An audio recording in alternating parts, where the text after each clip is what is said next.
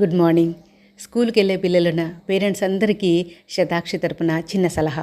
మీరందరూ ఈ పాటికి బుక్స్ కొనటము, వాటికి కవర్స్ వేయటము, బ్యాగులు కొనటము, ముఖ్యంగా వాటర్ బాటిల్స్, టిఫిన్ బాక్సులు కొనటంలో బిజీగా ఉన్నారు కదా. టిఫిన్ బాక్సులు కొనే ముందర మీ అందరికి ఒక చిన్న సలహా.